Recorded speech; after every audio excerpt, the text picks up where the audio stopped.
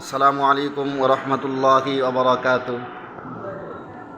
আলহামদুলিল্লাহ, আমরা লালমনিরহাট থেকে বড়খাতা সফরের উদ্দেশ্যে আমরা বড়খাতা মাদ্রাসায় এসে পৌঁছেছি।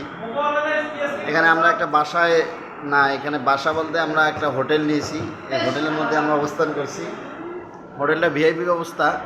এখানে পাকওয়ানি আছে, মনিরুজ্জামান মনির, ফ্রিজ, এখানে বাথরুম অ্যাটাচড, তারপর অনেক বিভিন্ন ড্রেসিং রুম আছে, ফ্যান, সোফা, সব কিছুই আছে বলা চলে। মানে আপনি যদি কখনো বড়খাতা আসেন তাহলে এই হোটেলটাকে আপনি সুন্দর হিসেবে বেছে নিতে পারেন। রাত্রি যাপনের জন্য একদম পারফেক্ট। আপনি সব একদম, এই যে এখানে মনে করেন আব্দুর রশিদ বসে আছে, এই যে মফিজুল চাচা বসে আছে। তারপর মনে করেন যে আপনি এদিকে যদি খানা পাকানোর প্রয়োজন হয় তাহলে এখানে মনে করেন খানা পাকাবেন। যেমন এখানে গ্যাসের চুলা সহ বিভিন্ন ধরনের জিনিস রাখা আছে। এদিকে তো মকসেদুল আছে, যে পাকওয়ানি হিসাবে আছে আমাদের। তারপরে মনে করেন যে রুমগুলোও কিন্তু একদম ভালো। প্রত্যেকটা রুমের সাথেই মনে করেন যে সুন্দর সুন্দর জিনিস রাখা আছে। এই দেখেন কাপ পিরিচ, তারপরে বাথরুম তো আছেই, মেশিন, ফ্যান তো এক্সট্রা আছে, এখানেও আছে সেখানেও আছে, সবখানেই ফ্যান আছে। তারপর মনে করেন যে এই রুমগুলো আসলে দেখতে ভালো, সব পরিষ্কার।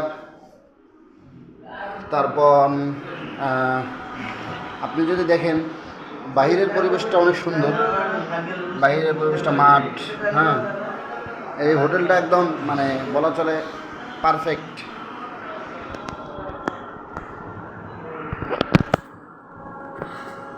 তারপর মনে করেন যে আপনি যদি এদিকে আসেন, এদিকে একটা মনে করেন ডাইনিং আছে, তারপরে ওদিকে একটা ব্যালকনি আছে এবং বিভিন্ন রকমের এখানে সোফা রাখা আছে। সুন্দরভাবে আপনি বসতে পারবেন, একটু বিশ্রাম নিতে পারবেন। এক কথা বলা চলে যে আপনি যদি বড়খাতায় কখনো আসেন তাহলে এই বড়খাতার যে হোটেলটা আছে, হোটেলের নাম কি, ভ্যারাইটিজ সুমি হোটেল। এই হোটেলে আপনি অবশ্যই অবস্থান করতে পারবেন। এই হোটেলটা আপনার জন্য পারফেক্ট হবে। মূল কথা হলো এটা আসলে হোটেলও না, কিছুই না, এটা শুধু হলো একটা বাসা, যেখানে হলো আমাদের এলাকার যে হাফেজ মোহাম্মদ নাজমুল হাসান, তার মাদ্রাসা, এবং সে এখানেই থাকে। এটা তার বাসা। হুজুর হিসেবে তাকে এই বাসাটা দিয়েছে যে এখানে সে রাত্রি যাপন করে। আমরা তারই মেহমান হিসেবে এখানে আসছি। মূলত সেখানকার হুজুর উস্তাদ হিসেবে আছে।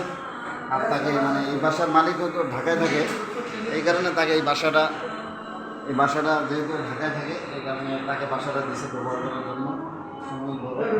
তো আসলে বাসাটা একতলা বাসা এবং সুন্দর, সব কিছু এই হিসাবে অনেক ভালো জায়গায় এসে আছে। আশা করি আপনাদের দাওয়াত করলেও আপনারাও আসবেন ইনশাআল্লাহ।